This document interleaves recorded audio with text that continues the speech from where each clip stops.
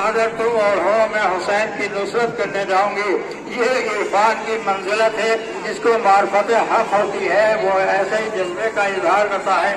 جناب حبیب بن مظاہر جب اس وقت ہوتا ہے کربلا میں تو گویا جناب زینب کو انتظار تھا کہ بھیا سب طرف سے ظالموں کے طرفدار تو آ رہے ہیں، لیکن کیا دنیا میں کوئی آپ کا چاہنے والا نہیں ہے؟ امام حسین علیہ السلام نے فرمایا کہ تھوڑا انتظار کرو، میرے چاہنے اور ماننے والے آتے ہیں. فوراً جیسے خبر ملی ہے، ایک عالم باقی رکھا تھا امام نے، جیسے خبر ملی کہ حبیب آئے ہیں تو علی اکبر اور عباس کو ساتھ بھیجا جا کر میرے بھائی کو چاہنے والے کو لے کر آؤ. جیسے جناب زینب کو خبر ملی کہ میرے بھائی کا کوئی حمایت کرنے والا آیا ہے تو فوراً جناب تیسرا کو بھیجا اور فوراً تیسرا کو بھیج کے یہ معلوم کروایا کون آیا ہے تو پتا کیا کہ جناب حبیب ابن مظاہر ہے. ارے جناب زینب نے یہ قدر کی ہے ناصر حسین کی کہ میرا سلام جا کر کہو. جیسے جناب حبیب ابن مظاہر نے سلام زینب سنا شروع کیا، پہلے بیٹے نبی پر یہ وقت مصیبت آ گیا تو شہزادیاں ہم نے سے وہ سلام دہراتی ہے. جزاکم اللہ خیر الجزا، اجرکم اللہ. اور جناب حبیب بن مظاہر آئے، امام حسین علیہ السلام نے استقبال کیا اور آگے کے ان کا علم کو دیا.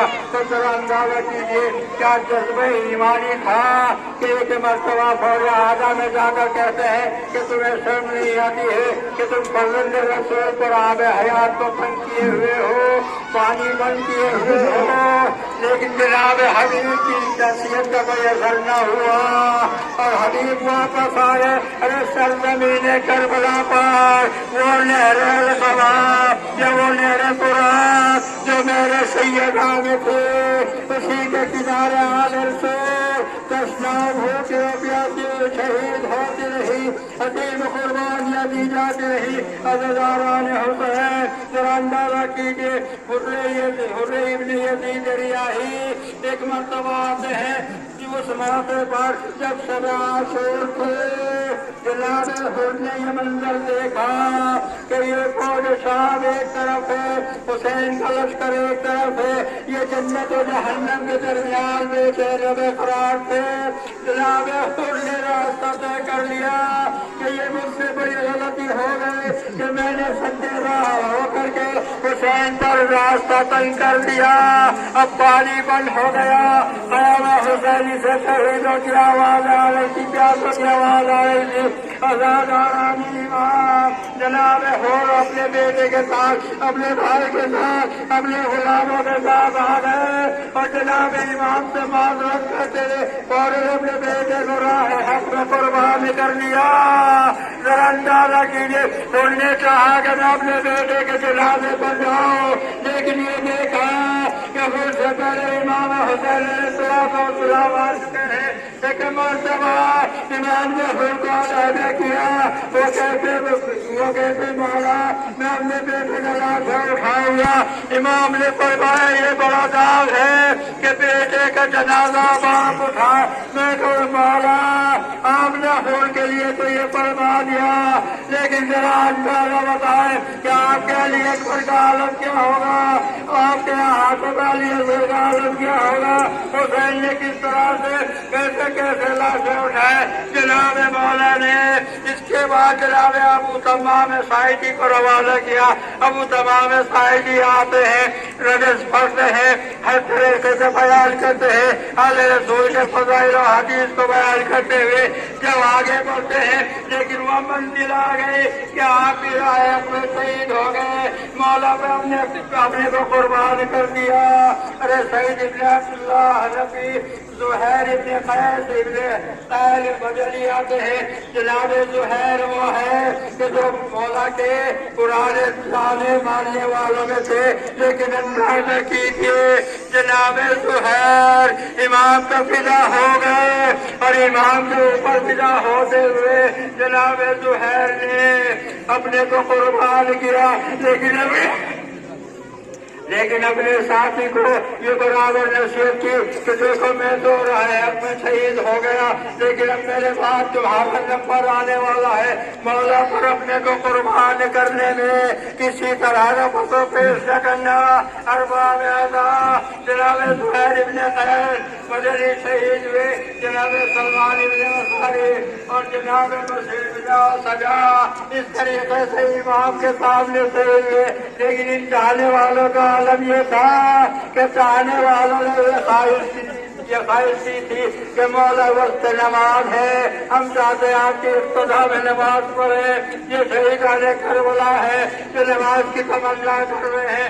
جناب مسلم ابن سجا کو ارے امام نے اپنی حفاظت کے لیے آگے کھڑا کیا، لیکن مسلم نے دیکھا کہ یہ تیروں کی بارش ہو رہی ہے۔ اندازہ کیجیے کیسے پرانا مسائل تھے کہ کس طریقے سے رائے خدا میں شہید ہو رہے ہیں۔ بشیر ابن عمرو اور جناب ابن حیدر حاضری آتے ہیں، بس ان کی شہادت کے بعد ذرا اب آپ دیکھیں کہ یہ تابوت آپ کے پیش نظر ہے، یہ سلسلہ شہادت جاری ہے، آپ برابر زیارت کر رہے ہیں، ہر شہید کا تابوت موجود ہے، امام کی اجازت شامل ہے۔ لیکن جب تمام رفقا، تمام احبا، تمام چاہنے والے سجے شہادت پر فائز ہو گئے تو اب امام انعام نے اپنے خاندان والوں کو آگے بڑھانا شروع کیا۔ اب ذرا اندازہ کیجیے یہ اولاد رسول بھی ہے، اولاد علی بھی ہے، اولاد فاطمہ بھی ہے، اولاد حسنی بھی ہے، اولاد حسینی بھی ہے، ہر شہید کا لاشا ہے پیش نظر حسین علیہ السلام کے۔ سب سے پہلے ذرا اندازہ کیجیے کربلا کا مقدمہ، کربلا کا مقدمہ جب شروع ہوتا ہے تو اس میں جناب مسلم ابن عقیل آتے ہیں اور جناب مسلم بھائی بھی ہیں اور بہنوئی بھی ہیں، لیکن ہر طریقے سے ذرا دیکھیں یہ پہلا شہید ہے کربلا کا، پہلا شہید ہے کربلا کا۔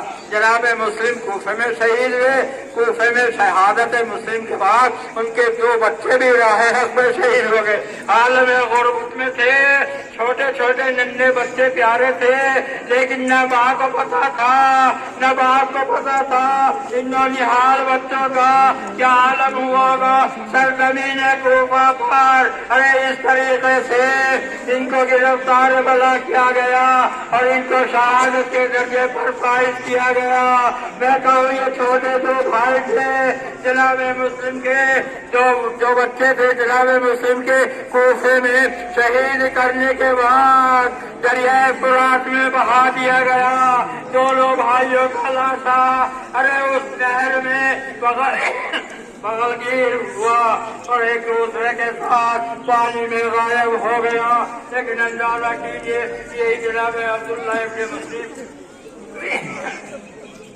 جناب محمد ابن عبداللہ ابن جعفر اور جناب عون ابن عبداللہ ابن جعفر، اب یہ دونوں بھائی آتے ہیں، یعنی امام حسین علیہ السلام کے بھانجے ہیں محمد ابن عبداللہ اور جناب عون ابن عبداللہ، اور جناب زینب کے حوالے کیا تھا جناب عبداللہ ابن جعفر نے کہ ایک بیٹے کو تم اپنی طرف سے قربان کرنا، دوسرے بیٹے کو میری طرف سے قربان کرنا۔ یہ دونوں بچے ہدیتاً لے کر آئے ہیں مکے تک، ہم مکے کے باہر امام حسین علیہ السلام کے حوالے کیا ہے۔ عزیزو ذرا اندازہ کیجیے جب ماں نے یہ دیکھا کہ اولو محمد بچے تو ہے مگر یہ جانے کو تیار نہیں ہے، کیا فوراً بچوں کو طلب کیا اور کہا کہ ماموں پر اپنے کو قربان نہیں کرنا ہے۔ بچوں نے کہا ہم چاہتے تو ہیں، جب امام کے پاس جاتے ہیں ماموں ہمیں اجازت نہیں دیتے۔ ایک مرتبہ جناب زینب کبریٰ ثانی الزہرا اپنے بچوں کو لے کر آئے، میرے ماضائے میرے اس نذرانے کو قبول کر لیجیے۔ جناب عبد الرحمن ابن عقیل اور جناب جعفر ابن عقیل، اس طریقے سے اولاد عقیل کا سلسلہ شروع ہوا، یہاں تک کہ یہ بعد دیگر درجے شہادت پر فائز ہوتے رہے۔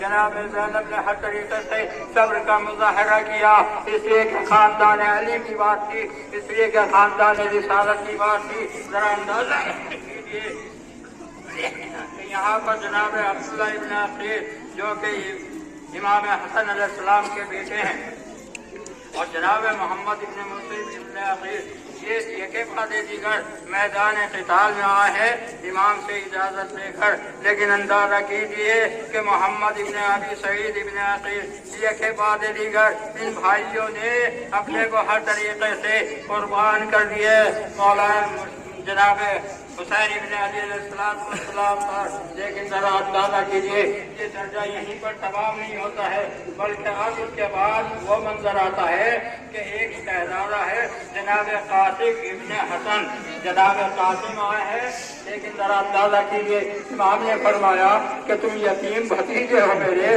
اور یتیمی کے عالم میں اپنی ماں کا سہارا ہو، میں کیوں کر تمہیں مرنے کی اجازت دوں؟ لیکن ذرا اندازہ کیجیے بچہ مایوس ہوا اور خیمے کے ایک کونے میں جا کر بیٹھ گیا اور کہا کہ یہ کون سی بات ہے، سب تو شہید ہو رہے ہیں، کیا میرا نام شہادت میں نہیں ہے؟ بس ایک مرتبہ خیال آیا کہ بازو پہ کوئی تعویذ بنا ہے جو میرے بابا نے کہا تھا کہ اس تعویذ کو کھول کے دیکھ لینا جب وقت مصیبت ہو۔ جناب قاسم ابن حسن نے اس نوشتے کو کھولا، پڑھا اور فوراً امام کی خدمت میں آ گئے۔ ذرا اندازہ کیجیے امام مجبور ہو گئے کہ ایک طرح سے امام حسین علیہ السلام نے اپنے کو صبر و ضبط کے ساتھ بچے کو دیکھا اور کہا اپنی ماں سے اجازت لے لو، اور جب بچے نے آ کر کہا کہ ماں نے مجھے دولہا بنا کر بھیجا ہے، تو اندازہ کیجیے یتیم بھتیجے کو امام حسین علیہ السلام نے کس طرح، اندازہ کیجیے امام نے کس طرح سے بچے کو میدان جہاد کی اجازت دی ہے۔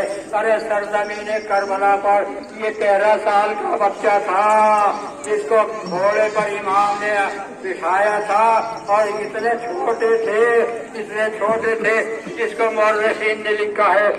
ایک مرتبہ جناب قاسم ابن حسن نے میدان جہاد میں جا کر زیادہ شجاعت کی، اور ایک مرتبہ جب گھوڑے سے گرنے لگے تو آواز دیے میرے چچا میری مدد کیجیے کہ اب اس موقع پر امام کی حیبت سے ارے لشکر ثانی جو تھا ادھر سے ادھر بھاگنے لگا۔ اسی کے درمیان جناب قاسم کا لاشا پامال سمیاسپا ہو کر رہ گیا۔ ارے زندگی میں حسین کے سامنے قاسم پامال ہو گئے۔ امام نے فرمایا میرے لال، ارے میری نگاہوں کے سامنے تم پامال ہو گئے۔ اب کسی طرح سے امام تمہاری مدد نہ کر سکا، لیکن اندازہ کیجیے جناب قاسم کے بعد عبداللہ ابن علی اور جناب ابو بکر ابن علی اور جناب جعفر ابن علی اور جناب ابن علی ابو بکر ابن علی کے بعد دیگر برادران میدان جہاد میں جاتے رہے، اور اس طریقے سے یہ بعد دیگر زیادہ شجاعت کہہ کر یاد دلایا کہ یہ علی کا خانوادہ ہے۔ ذرا اندازہ کرو کہ ہم اسلام کی بقا کے لیے ہر طریقے سے ظلم و ستم کو برداشت کریں گے، ہر طرح کے مصائب آلام کو برداشت کریں گے، لیکن آزادارانہ امام، ارے یہ تمام وہ شہداء تھے جن کا تذکرہ آپ نے سنا، اور آپ کی نگاہوں کے سامنے یہ قافلہ گزر رہا ہے تابوت کا، اور یہ کے بعد دیگر آپ ایک دوسرے کو پختہ دے رہے ہیں۔ یہ خاندان رسالت ہے جس کا اسلام پر احسان ہے، لیکن عزیزو آخر میں جب کوئی نہ رہا تو جناب عباس ابن علی علیہ السلام آتے ہیں، کہتے ہیں مولا مجھے مرنے کی اجازت دیجیے۔ امام نے بے قدری کے عالم میں دیکھا اور فرمایا بھیا عباس چونکہ مرنے کی اجازت دو، تم تو میرے لشکر کے علمدار ہو۔ جناب عباس علیہ السلام نے فرمایا مولا جب لشکر نہ رہا تو میں کون سے لشکر کی زینت ہوں؟ بس ایک مرتبہ امام کی طرف سے اجازت ملنے میں تاخیر ہوئی۔ جناب عباس سمجھ گئے کہ اب مجھے اجازت نہیں ملے گی، بس وہیں سے ایک مرتبہ جناب عباس نے جناب سکینہ آتی ہے جناب عباس کے پاس آ کر کہتی ہے چچا آپ ہی ہیں جو میرے لیے پانی کا انتظام کر سکتے ہیں۔ ایک مرتبہ جناب عباس علیہ السلام جناب سکینہ کو لے کر امام کے پاس آ گئے۔ جناب سکینہ نے سفارش کی بابا ارے میرے بھائی میرے اور دیگر عزیز राह खुदा में परवान हो गए, शहीद हो गए। लेकिन अब मेरे पिता से आप सिफारिश करके इजाजत दीजिए कि मेरे लिए आप 5 पानी का इंतजाम कर दे। अरे इसी निस्बत से कहा जाता है सकाए सकीना अब्बास आलमदार। पर 2 लफ्ज है, एक आलमदार है लश्कर हुसैनी के और दूसरे आलम के साथ एक मशकीज़ा बंधा हुआ है जिसको देखकर हर कोई समझ लेता है जनाब अब्बास के अलावा कोई दूसरा सत्ता नहीं है। जनाब अब्बास ने इजाजत तो ली, लेकिन जनाब इमाम ने फरमाया ये मशकीज़ा है, पानी लाना है, न तीर है, न तलवार है, न नेज़ा है, कोई हथियार नहीं है। लेकिन जनाब अब्बास आए और आकर के नेरे फुरात से पानी में घोड़े को डाल दिया, इशारा किया कि घोड़ा पानी पी ले। मगर घोड़े ने मुंह देखा, चेहरा देखा जनाब अब्बास का और फरमाया कि बोला जवाब प्यार से है तो मैं क्यों कर पानी पी सकता हूँ। एक मरतबा मशकीज़ा भरा, अब पानी लेकर चले, लड़ गए। आजा ने चारों तरफ से घेर लिया, तीर चले, नेज़े चले, तबर चले, तलवार चले, हर तरह से जनाब अब्बास पर हमला होने लगा। जनाब अब्बास की सही कोशिश ये थी कि कुछ भी हो लेकिन सकीना तक पानी पहुंच जाए, लेकिन जनाब सकीना तक पानी न पहुंचा। एक तीर लगा, मशकीज़ा बह गया, जनाब अब्बास के सर पे गुर्द लगा, जनाब अब्बास के दोनों साले कदम हो गए। अब्बास घोड़े पर क्यों कर संभलते, मुंह के बल जमीन पर आए। इमाम हुसैन ने फरमाया भैया पाक तुमने हक अदा कर दिया, लेकिन तुम्हारी शहादत से इनका सरसारी मेरी कमर शकस्ता हो गए। अब्बास के मरने से हुसैन में सहारा हो गए। अज़ादारान ईमान जनाब अब्बास अलैहिस्सलाम के मसाइल जनाब हुसैन अलैहिस्सलाम ने आकर कहा भैया अब्बास कोई आपको हमसे नसीहत करना है या वसीयत करना है। तो जनाब अब्बास ने फरमाया पहली तो बात यह है कि मेरी आंख में तीर लगा है, दूसरी में खून भरा है, मैं चाहता हूँ कि आपकी जियारत करो। जनाब अब्बास की आंखों को इमाम ने साफ किया, जब साफ कर लिया इमाम की जियारत हो गई। तब इमाम ने फरमाया भैया मेरी भी एक वसीयत है। अरे क्या जिंदगी आपने मुझे मौला कहा कि आखिरी वक्त है, एक मरतबा मुझे भैया कहकर पुकारा। जनाब अब्बास ने हुसैन को भाई कहा, ये पहला मौका था।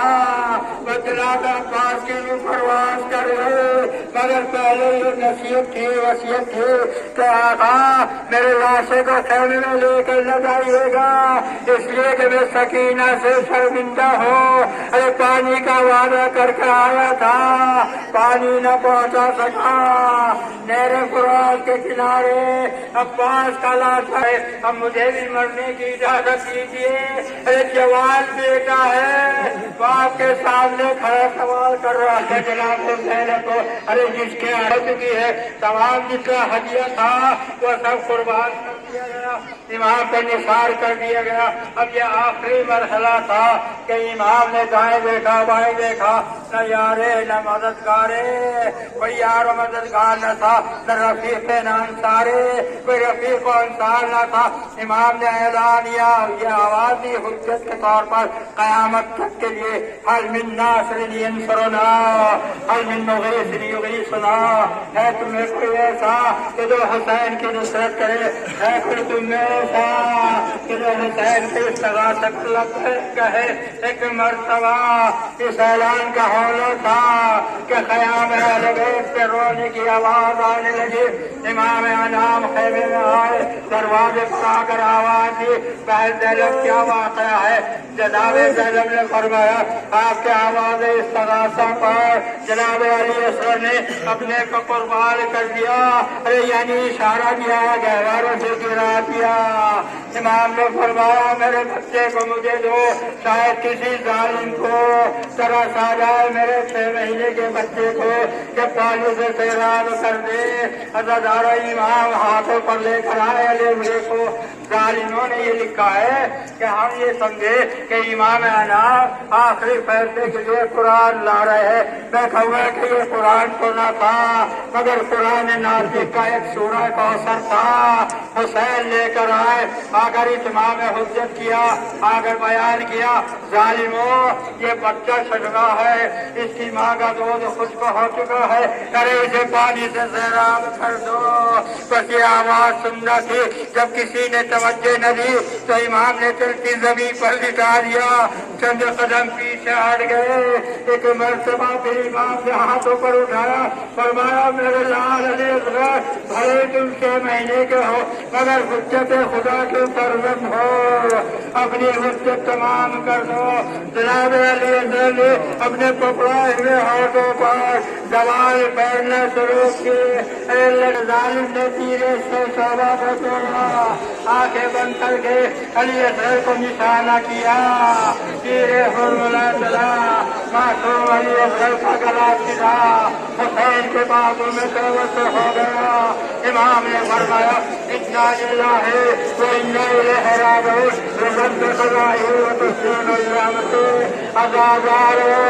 रेजल की जमीन पर मासूम का खून गिरने नहीं दिया, इमाम ने चुन्नी लगा दिया, खून जमा हो गया।